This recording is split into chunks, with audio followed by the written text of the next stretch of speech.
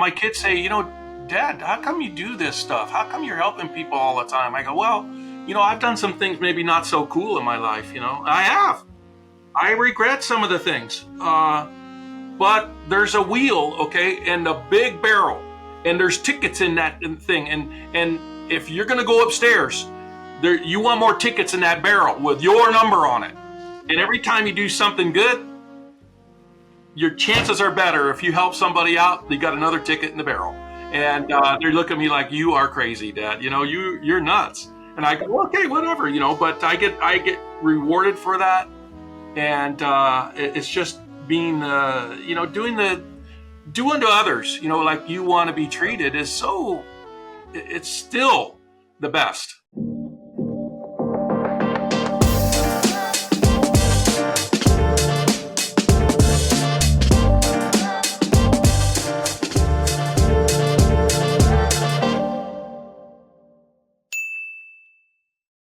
All right, y'all. Today we got someone who's just not fighting fraud. He's actually been out there in the trenches from Oakland to overseas, and now he leads the charge at the Better Business Bureau. CEO of the Triple B, Mr. Steve McFarland. Welcome to the Hart Hustle podcast. Hey, ready to get into it? Yeah, great to be here. Thanks so much for inviting me. This is awesome.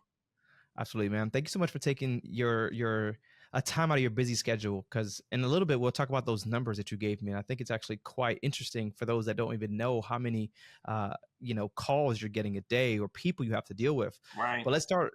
We gotta start strong. What's one scam you come across that made you go, okay, now this one's personal? We have a lot of scams, like 1,100 scams per day come into this office. I think one of them that really wows me maybe is probably timeshares, people selling at timeshares. And the reason why I say that is because the average fraud amount on a timeshare, it's $20,000-$30,000. We're not talking about a toaster. So we're not talking about maybe a repair on a headlight. So the amount of money that these people have lost and may never recover is just staggering. And so we've done a lot to help timeshare victims overcome their problems. A lot of that has to do at Better Business Bureau with what we do. We're a nonprofit, and that is educating to keep the community aware of these types of problems. I think another one would be ticket scams. And all the, like during the Super Bowl and the playoffs and the Dodgers are in the World Series, and a lot of scammers are trying to produce fake tickets and digital fake tickets and lure you in on texting, emails, phone calls. So those are the ones I think that really hurt our community quite a bit. Wow. Yeah, I didn't even think about. First of all, I didn't even know the Better Business Bureau was even a nonprofit. So I learned that today. Okay. And I think a lot of people are learning that today. However, before we even kind of get into that, you really had a hell of a career, right? You also go from bankruptcy law to tackling international fraud. What kind of pulled you into that direction, and what made you even stay? As a kid in high school, my dad was failing a little bit, but anyway, one of the I thank him for it to this day. He got me involved into the numbers, the economics of business, and I worked in the summers for a local CPA firm in high school to make some money in the summers, and then later on in college during the summers when I had time, I worked for a CPA firm. But, I found out that I wasn't really interested in too much in tax and audit. They're very important, especially the audit side for me, is to learn what's going on. I'm a certified internal auditor, for heaven's sakes. But I was more interested in what makes people want to take money and funds and coerce others. And so I was kind of like interested in the fraud side. So, I majored in business accounting and later on in grad school. And I worked as an intern for a few CPA firms. And I wanted to be involved on the fraud side. And it was very interesting. I passed the private investigator exam and the certified fraud examiner exam after grad school. I took off and started working after grad school for the bankruptcy fraud District 9 in the federal system as a fraud investigator for people that would run their business, take everybody's money and Hmm. shut down, and then take that money and start up another company. Now it's harder today. Wow. It's harder to do that today with much of the more rules that are involved. But so I would investigate these companies that are taking everybody down the road and getting these people their money back to the extent that we could, and that was very rewarding. It was helping people for my whole career, my whole life. It's kind of know what it is, but it's kind of strange. But I mean, I pulled a guy out of the water. I was 13 years old and he was drowning in Santa Cruz. And ever since then, there's been so many cases where I just felt like helping people. And so the fraud side wasn't it wasn't more of a thing of revenge or getting justice or whatever. It was helping the victims. It was getting the victims some way that where they could put themselves back on their feet and then stopping these guys from doing it again. And in my career today, it's warning people so they don't become victims. So it's Hmm. kind of a different way of help in advance. I want to go back to that what you just mentioned. You saved a kid from drowning in high school. Pretty wild, actually, to think about. Very young. Did you feel like there was a moment that really kind of like did it shift you that moment? A perspective of life, Uh, perspective of how to lead or deal with others. yeah, I grew up swimming and I swam in college. It was a great way to help pay for school. So I enjoyed that. Santa Cruz, this guy on drugs dove off the San Lorenzo Point head first into about a foot of water, Wow. and I'm sure he broke neck, back, maybe more. I don't know to this day, but he was face down in the water. But I went out, turned him over, and then slowly brought him onto the beach and carried him on there so that he could breathe. And the one of the lifeguards at that time ran over. It took him a while, but he ran over and he said, "I got this. You can take off now." And what he was telling me is that you don't want the liability issues of what we're going to have to deal with. So thank you. See Hmm. you later. Well, I saw a story. I think my parents did after I told them in the paper about this case, and the family was suing the railroad who owned that point. And I got involved at 13 years old as a witness on what happened in this case, and ever since it stuck with me. It stuck with me. Would I have done it tomorrow? Will I do it tomorrow? Would I have done it again? You bet. Yeah, I would Yeah. have done it, and I think most people would. But some people freeze, I think, in those situations. I've had people Hmm. with that fallen and car wrecks, and I've pulled a guy out of a car that's been turned upside down before. Uh, I don't know what it is. It's just things that happen. Um, and I just move quickly. You got to go. You can't wait. You can't think. You got to do that. And I don't know. That's been an instinct, I think, that is. My wife says I'm too nosy, and I'm too. She says you're going to get yourself killed helping people, and I go, I don't care. It's just I can't. It's a mothball Listen, when flame. I can't resist it. Steve, when you have that good in you, man, like you said, you just can't resist it. That's funny too, because my wife, I'm that type of person that I'll probably get involved into things that have nothing to do with me. So Yeah. I'll give you an example. I was at Walmart one time, and these guys are just kind of going at it, but there's a young kid there, like it's just going crazy. I don't even know what they're fighting about at the register, but I just felt like, hey, man, like we're at Walmart, like it's probably not even that serious. But as soon as I even thought about it, my wife already like, no, no, no, no, no, no. You don't even know what they got. You don't know there's a gun there, or Uh, we're not doing it. yeah. She's right. And I was like, okay, so yeah, our wives, I'm pretty sure keep us in check because we'll probably do even more crazier things. But I love that you're in this helping space, and I want to kind of go back. Growing up in Oakland, I think you mentioned that you were raised by your grandmother. Was that correct? Yeah, there was five of us. My mom was ill and passed away fairly early. My dad, he drank too much. Um, by the time I was 10, it pretty much checked out. He pretty much checked out, and we found at an early age, with help of my grandma who was from Alabama. helped raise us kids, and she was disabled. And there's 5 of us in Oakland. Wow. It was rough then, and it's rough now. But I mean, I think we're better for it. We learned at an early age that you had to work. Yeah, you had Hmm. to work. And my dad was a smart guy and a hard worker, no doubt about it. But we kind of lost that leadership, when before we even got in our teens. Um, so we found out at an early age you had to work and you had to go to school and you had to do good, and that's how you were going to be a success. Wasn't how much money you made, how was whatever, but you had to be a success in doing something that you liked, and to work hard at doing that. And I am so thankful. Hmm.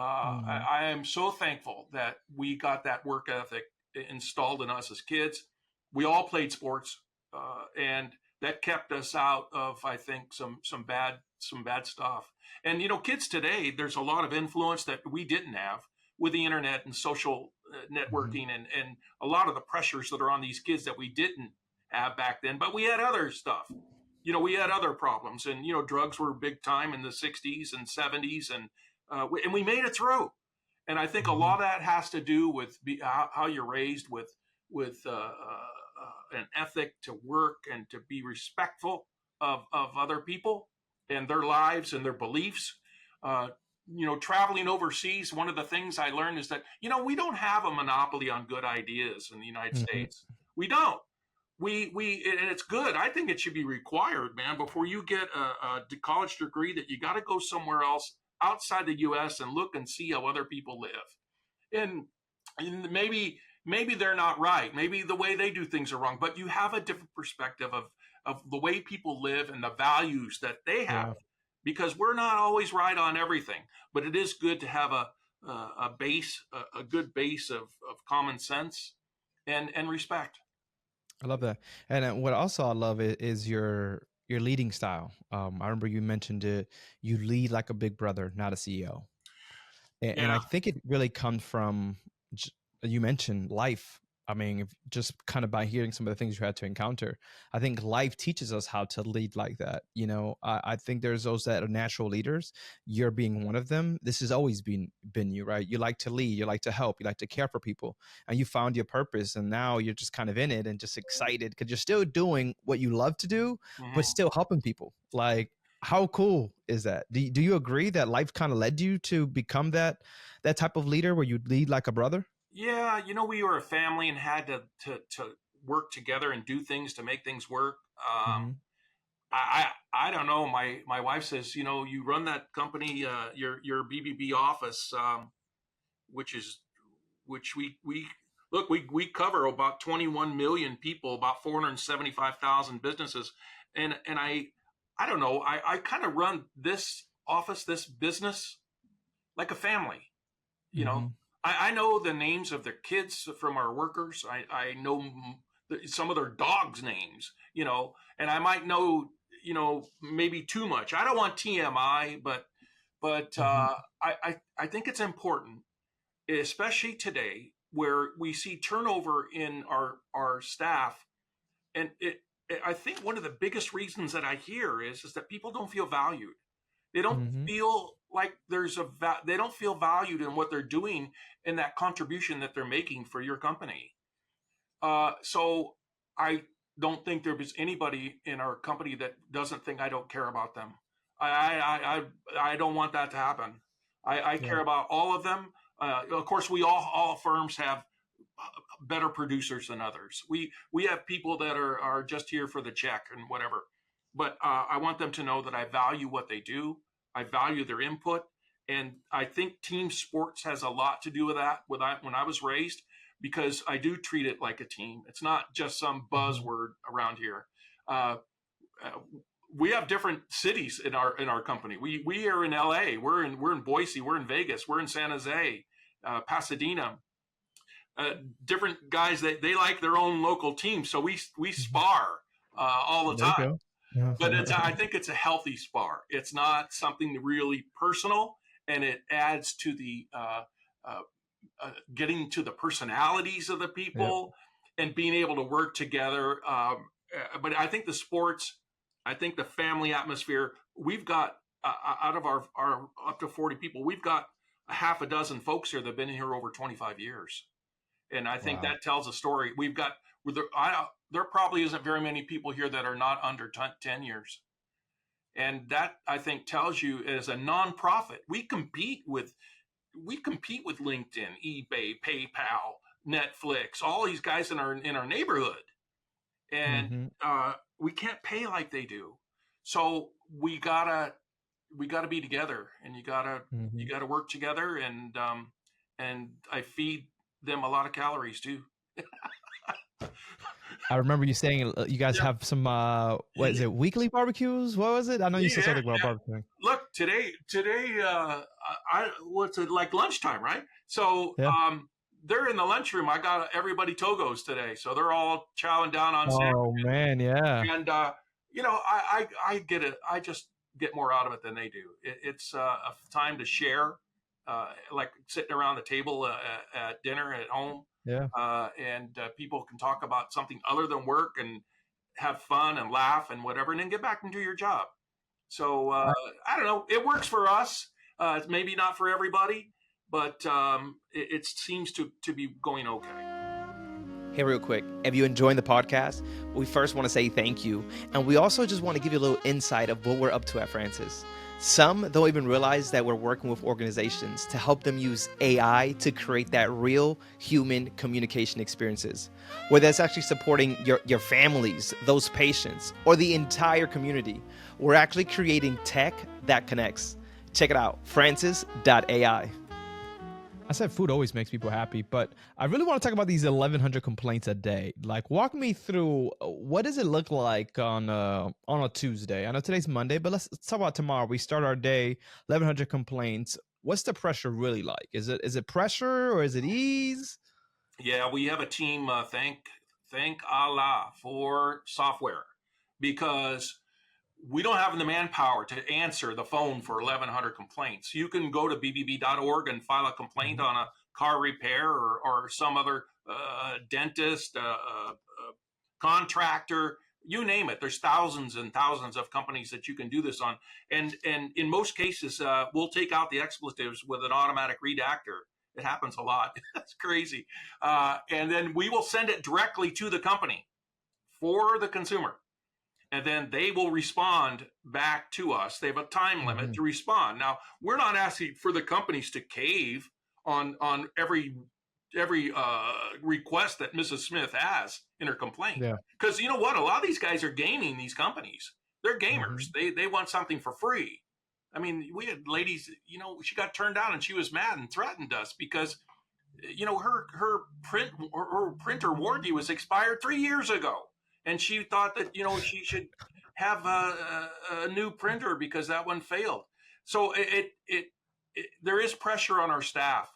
When the Yeah. consumers don't get what they want, then they call us, and they're not happy. It's We're a nonprofit, and we do everything we can for free. Everything's free to help that consumer get some type of remediation from the company. Mhm. Uh, on the other side, companies are not happy to get complaints either.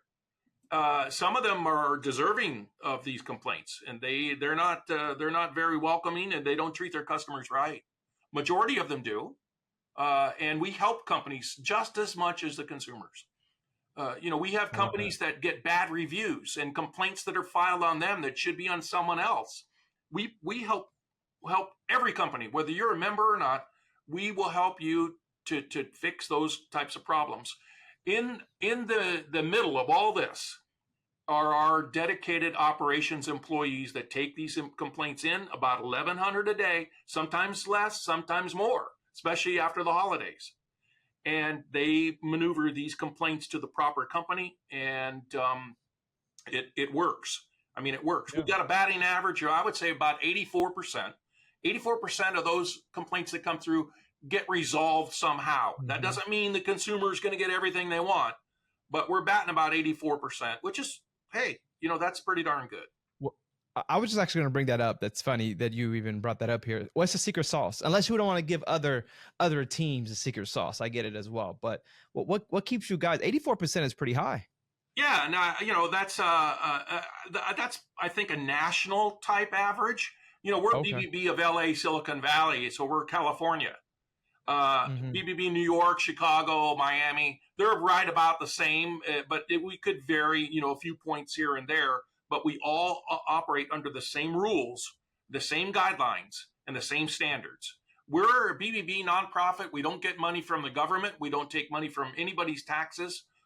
We live because we have member firms, businesses that believe in trust and ethics, and so much so that they pay us an annual amount to be able to show our logo on their site and collateral to show the community that, hey, you know what, we value trust and ethics, and that's the way we walk.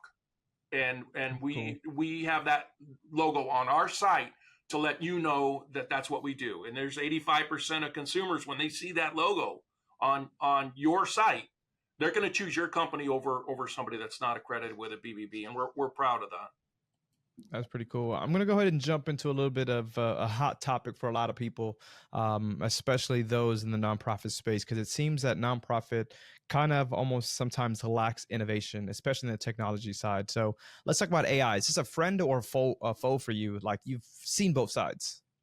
Yeah, we are having. I mean, we're having to.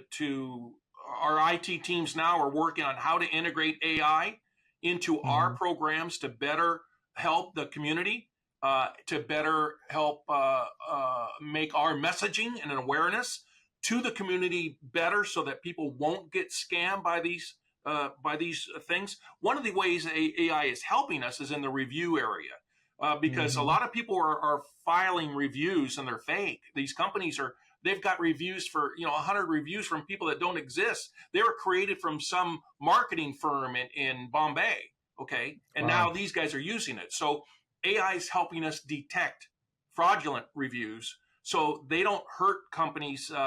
They don't hurt the competitors of these firms. Are That's not cool. You guys are using all these fake reviews, and that's not fair. And the Yeah. FTC has cracked down this year, and finally made some rules, and are punishing companies for posting fake reviews. So AI is helping us, especially in that area, and in the lead generation area. On the other side, on the consumer side, we got ghosting and imposters with your Hmm. voice, and consumers are fraudsters are imposing themselves as consumers to companies to get refunds, and they're imposing as business guys, offering deals that don't exist, or imposing themselves as the company when they're really not, trying to get your money for certain things. We saw this in a great example last month with a scam on FEMA, where a couple schemers used AI to help them get money out of FEMA, and they used a lady's house that we know as the base, and she got a letter at the last minute before this scamming couple got 100 grand. She happened to get this confirming email. She goes, I don't have any renters here. I don't have any people here. They're not entitled to getting FEMA $110,000. They were Wow. one postcard away from getting that, and all of us lose. All of us lose. So AI is awesome, and AI is, be careful. Yeah, yeah, Yeah, you yeah. got to be I do see careful. both sides. So, I do see both we sides. have Yeah. celebrity imposters, that have come through our place, and they're imposing themselves for cosmetics and clothing, especially in those two areas, and shoes. And Wow. so we got to be careful. We got to be careful. Yeah.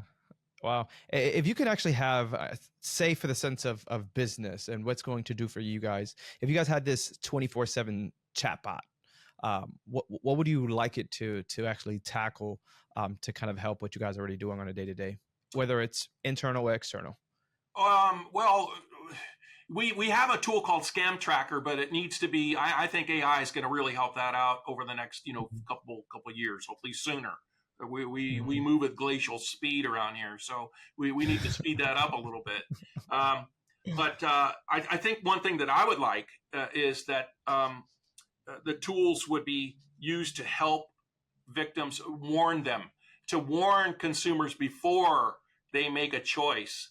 You know how many people call us, and they had a roofer, for example, They got scammed by this guy. And had they gone and just investigated, not just with bbb.org, because we're free, Mm-hmm. but had they looked at our site, there's no way they would have chosen Jones Roofing Company. There's no way. If they Mm-hmm. could go to the CSLB and other places to check first, but so many people don't investigate before they buy, especially for big ticket items. And our Mm-hmm. staff is stunned by that. Of course, we're jaded. We know better. Yeah. We know better.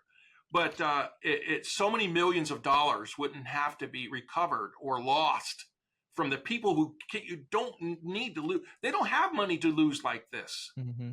They don't have money to lose like this if they would just done some research. I actually I used to work for the airline, and you don't know how many people would call and says, "Hey, I was trying to make a change and I was charged this much money and this difference in airfare." And I'm like, "You were charged what? There's not even a change fee. Like, who did you pay this fee to?" Yeah, And they was like JetBlue, and I'm like, "You sure?" And they was like, "Yeah." And I'm like, "What website did you go to? Or what number did you call?" Right? Usually with the number they give me, I'm able to just kind of put it into Google. Going back to you say, it could be really easy. You could find these things if you actually did your homework. So I would go and I would just put in the phone number and it would give me a website. And what happens is that when you go to this website, obviously they probably paid to be sponsored up top. But when you go, the first thing you see is JetBlue. And if you don't know, you just don't know. And a lot of it's usually our elderly that was kind of going through this. So of course I have to say, hey, like this is fraud. I'm going to have to cancel this reservation. Let's rebook so they don't have your act.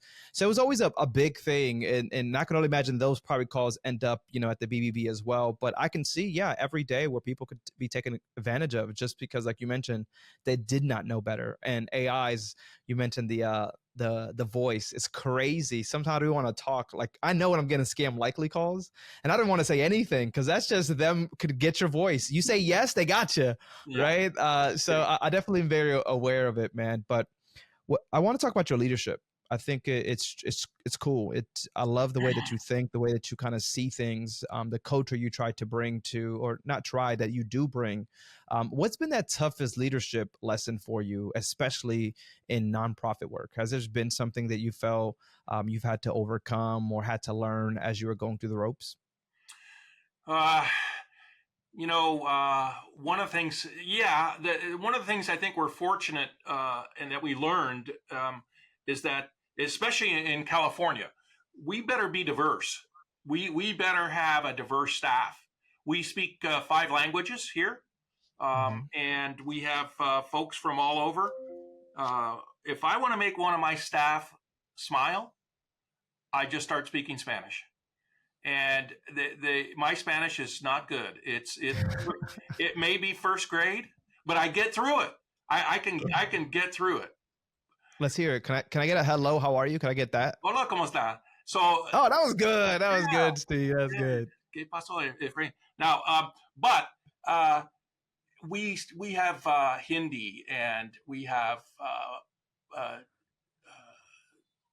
Cantonese. Creole. Cantonese. We have Vietnamese, Spanish, Korean. I think one more. I forgot. But anyway, we have to be diverse with our staff, and to be able to take those calls and to take those issues and be able to translate those and put those in people when English isn't their first language. So we learned Mhm. that lesson. That was pretty tough. I think also um, learning, as a manager, as an officer of a company, not just here, but I volunteer as an officer for the local chamber. I'm the chairman of the board, and I volunteer for other nonprofits. And I learned that sometimes our problems, we have problems, all of us in our businesses, with finance and Yep. production and quality. And these are typical things that every company has.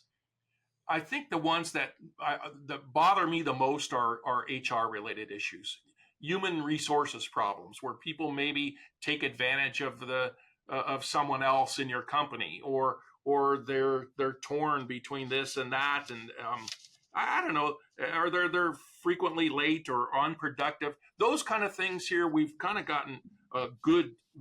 We've been lucky. Again, I thank Allah because we have been lucky.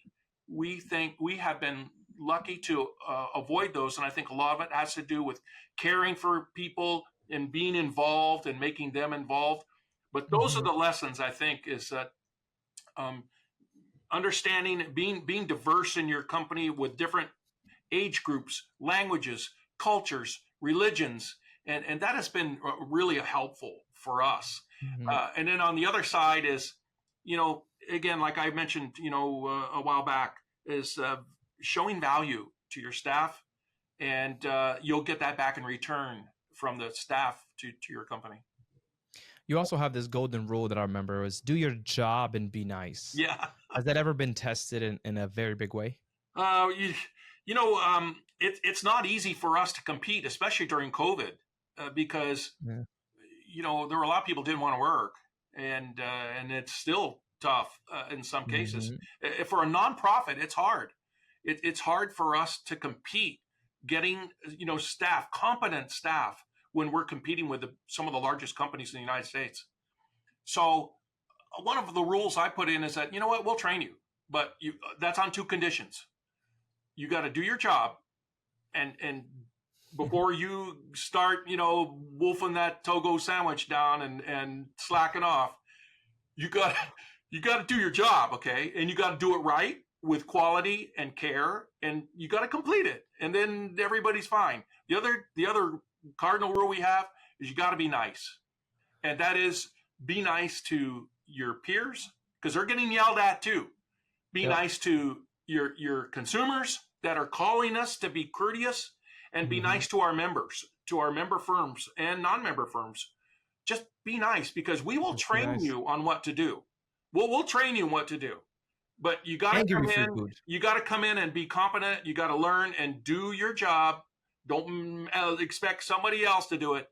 And for heaven's sakes, just be nice. Yeah. Be nice. You want to hurt your dog or bark at somebody after work? Okay, but when you walk in here, just be nice. You have a smile on your face.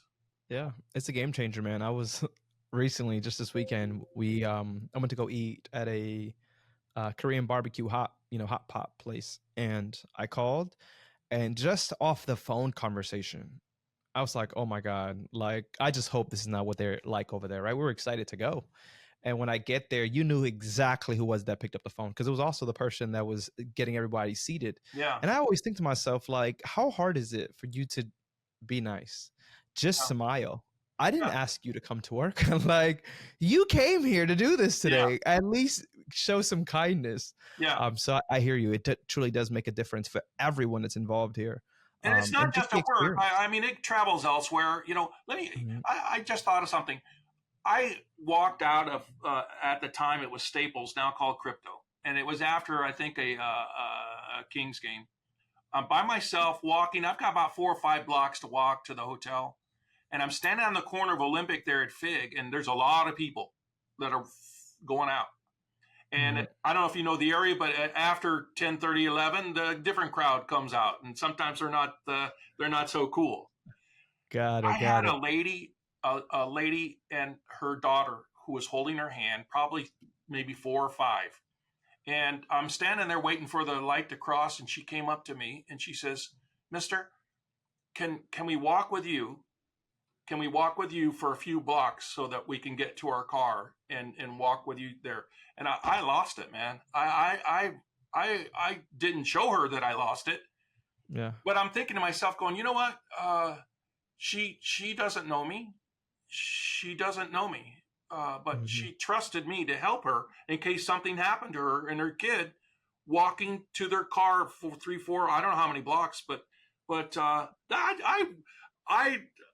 I went back to my hotel and I was like, you know what, man, that that was like a medal being placed on you, Mhm. Um, I think if you even look like you can help somebody, people can tell, Mhm. and that is the way that I like our staff to be able to help people. And there's these guys are terrific.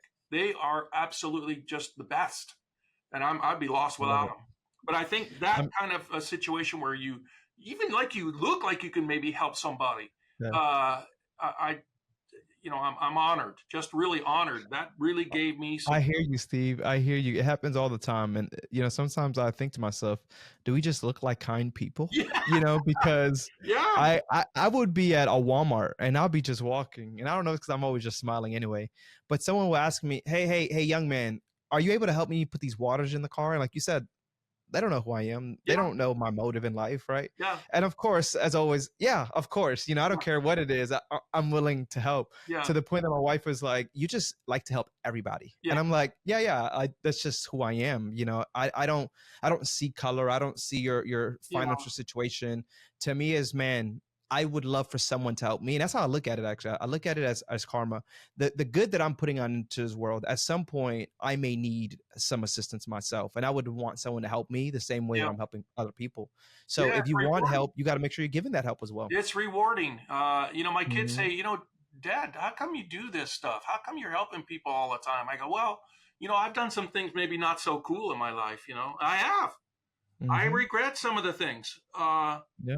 But there's a wheel, okay, and a big barrel, and there's tickets in that thing, and if you're going to go upstairs, you want more tickets in that barrel with your number on it. And Yeah. every time you do something good, your chances are better. If you help somebody out, they got another ticket in the barrel, I and love that. they look at me like, you are crazy, Dad. You're nuts. And I go, okay, whatever, But I get rewarded for that, and it's just being doing to others, like you want to be Yeah. treated is it's still the best. It's Hmm. still the best. So I Well, don't know. we're gonna start wrapping up here, Steve. Before we get into that blind question, which is always that fun time for our leaders, if you could just tell me, man, what's your hope for the future of the BBB and for the people that you're protecting? Is there something in mind when you think about the future? Well, uh, it's our mission is to create a level playing field where businesses and consumers can trust each other. That's tough, and it's been tough for thousands and thousands of years. Hmm. Consumers don't always trust businesses, and businesses are wary of consumers who are always looking for the cheap fix, something cheap, and they want the highest quality and fast delivery, but they don't want to pay for it. So I again, reaching that level of where you've got a level playing field is the ultimate goal. That is the Hmm. ultimate goal where consumers can go to companies and trust them.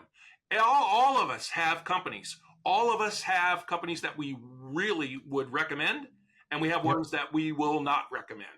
So the goal for me here is to get consumers aware from education from our platform, our mission, to learn about the companies that will treat you right, and then maybe that'll make the other companies follow along because they're not going to make much money if they operate in a bad way. So again, my goal is to get as many companies as possible to operate the right way, and to get as many consumers as possible to know who they are, and then I can hang up my cleats.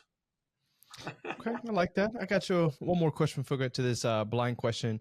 You've had this wild, purpose-driven career. What do you want to be remembered for the most? uh, you know and it was in the 80s, and some guy dared me, and I swam from San Francisco to Alcatraz, and I re- I was a swimmer in college, so I thought, okay, I could do this. I put on this halfy wetsuit and froze my butt cheeks. I hated it. The water was dirty. I didn't know if Jaws was below me. I didn't know when it was going to end. It was like 2 miles. I don't know. And I was like, why on earth did I do something like this? Um, I don't know. I, I won't be remembered for something like that. I think I'm a dad. I'm a husband. I got 3 kids, 7 grandkids. I think I would want to be remembered by them first, and then maybe others. Mhm. But as somebody who was stand up, you know, I want to be an example for things that I didn't have. I didn't have that growing up.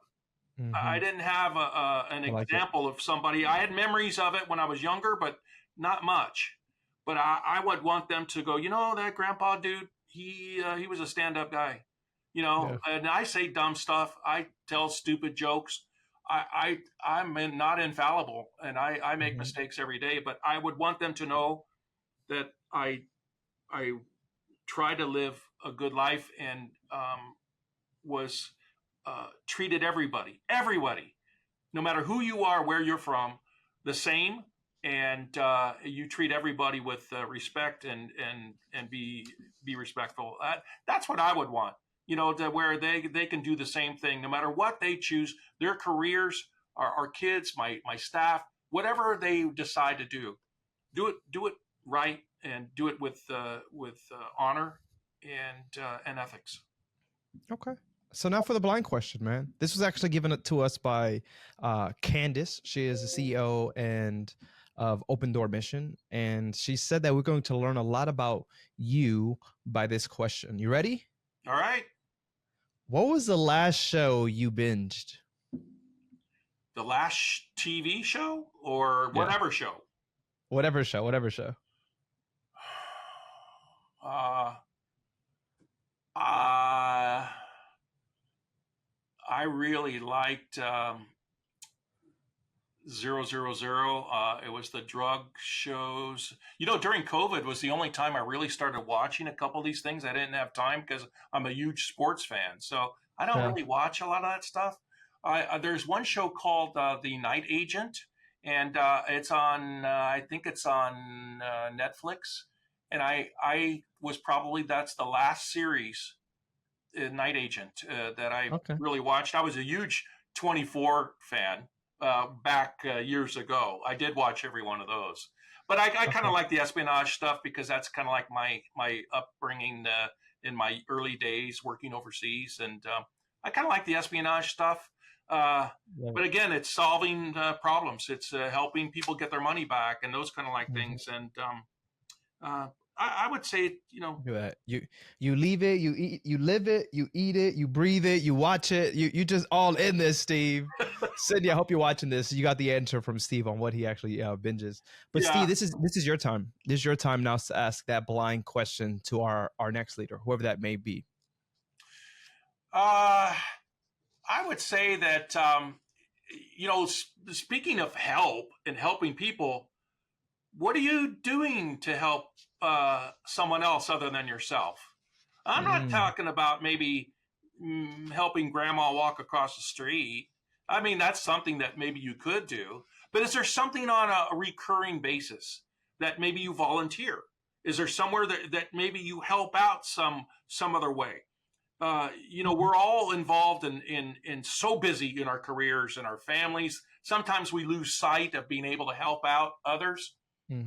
And I get it. I get it. There are times when I'm so heads down, I don't really think about too much else.